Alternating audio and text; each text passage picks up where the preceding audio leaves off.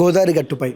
So, Godavari జరిగే ఒక auto driver కథ, ఒక ఫ్యామిలీ కథ. సో, మనం చూసాము. సో, చాలా వరకు డిఫరెంట్ మూవీస్ వస్తున్నాయి. చాలా రోజుల తర్వాత ఒక మంచి మూవీ వచ్చింది. సో, డైరెక్టర్ సుభాష్ గారు మన పక్కనే ఉన్నారు. So, hi sir, how are you sir? I'm fine. How are you? Fine sir. Super. So, first of all చాలా వరకు పెద్ద పెద్ద సినిమాలు చూసి ఒక గూస్ బంప్స్లో ఉన్నాము. చాలా రోజుల తర్వాత చాలా కూల్ మూవీ, చాలా ఫ్యామిలీ మూవీ తీసుకొచ్చారు, హిట్ కొట్టారు. సో, ఎలా అనిపిస్తుంది? ఎలా ఎంజాయ్ చేస్తున్నారు? Uh, అంటే నేను హిట్కి ఫ్లాప్కి ఇవన్నిటికి అతీతుడినండి. వీటి మీద రిజల్ట్ మీద నేను ఎప్పుడు కథ రాసుకోలేదు, తీయలేదు. నేను ఏంటంటే నా ప్రాసెస్ని చాలా ఎంజాయ్ చేస్తానండి. I love film making. Films తీసి అంటే నేను ఐఎమ్ స్టోరీ టెల్లర్. ఆ స్టోరీని నలుగురికి నచ్చేలా చెప్పాలి అని అనుకుంటాను. అది నచ్చింది. I'm very happy for that. Irrespective of result, money వస్తుంది. ఇది ఏంటంటే నేను నన్ను నమ్ముకున్న ప్రొడ్యూసర్ హ్యాపీ ఫీల్ అవ్వాలి, అన్నీ డబ్బులు రావాలి. ఆయన హ్యాపీ. నా హీరోకి మంచి క్యారెక్టర్ వచ్చింది, ఆయన హ్యాపీ. ప్రతి ఇంట్లోకి వెళ్ళాడు, మంచి హ్యాపీ. మా ఆర్టిస్టులు అందరికీ కూడా మంచి పేరు వచ్చింది. ఆ రకంగా నేను ఫుల్ సాటిస్ఫైడ్.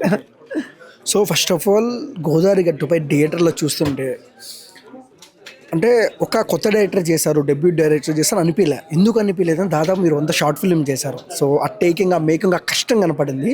సో, ఎప్పుడైనా అనుకున్నారా మీరు షార్ట్ ఫిల్మ్ చేసేటప్పుడు నేను డైరెక్టర్ అవుతా, హిట్ కొడతా అని?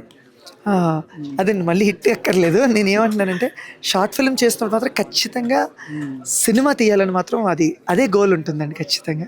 ఆ గోల్లో మనం ముందుకు వెళ్తున్నాము. నేనేంటంటే ప్రాసెస్ని ఎంజాయ్ చేస్తాను. అండ్ మనూరి కథ యూజువల్లీ మన పల్లెటూరులో జరిగే కథలు, అందుకని ఎక్కువ మంది కనెక్ట్ అయ్యారు. More happy. Thank you. So, అంటే రాబోయే సినిమాల్లో కూడా ఎలా చేస్తారన్న? అంటే ఇలానే ఫ్యామిలీ ఎంటర్టైన్మెంట్ చేసుకుంటా పోతారా, లేదంటే మాస్ యాంగిల్ ఏమన్నా ఉందా? నాకు డిఫరెంట్ జానర్స్ ట్రై చేయడం చాలా ఇష్టం అండి. పర్సనల్గా నాకు స్పై థ్రిల్లర్స్, హారర్స్ చాలా ఇష్టం. నా పర్సనల్ జానర్, ఇష్టమైన జానర్ అదే.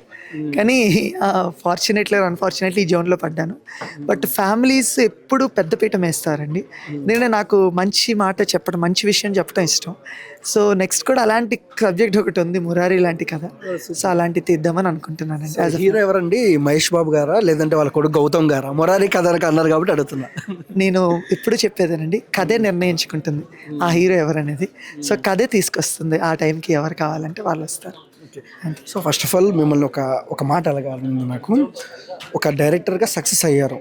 సో, షార్ట్ ఫిల్మ్ చేస్తూ మూవీ కొట్టారు. సో, అప్కమింగ్ డైరెక్టర్స్ చాలామందికి మీలాంటి వాళ్ళకి ఒక మోటివేషన్ చేయాలి. సో, ఏం చెప్తారు అప్కమింగ్ మీ డైరెక్టర్స్కి, మన డైరెక్టర్స్కి? కథ నిమిషంలో చెప్పచ్చు, 2.5 గంటల్లో చెప్పచ్చు. It's all about how we take it. దేంతో అయినా, అది మొబైల్తో అవ్వచ్చు, సైబర్ షాట్ అవ్వచ్చు, హ్యాండీక్యామ్ అవ్వచ్చు, లేకపోతే డిఎస్ఎల్ఆర్ అవ్వచ్చు, ఇప్పుడు లేదా పెద్ద కెమెరా, ఎందులోంచైనా షూట్ చేయడం. అంటే మన పేపర్ మీద ఉన్నది ఫస్ట్ షూట్ చేసేద్దాం. షూట్ చేస్తే దాంట్లో ప్లసెస్ మైనస్ మనకే అర్థమవుతాయండి. అది మంచివి యాక్సెప్ట్ చేసుకుంటూ ముందుకెళ్ళాలి. ఇది సరిగ్గా రాలేదా నేర్చుకుని ముందుకెళ్ళాలి. ఇదేనండి. కానీ ప్రయత్నం ఆపద్దు. పేషెన్స్తో ప్రయత్నం చేస్తూనే ఉండాలి. అది నా ఆలోచన అండి. అంతే. Thanks. Thank you very much అండి. Thank you.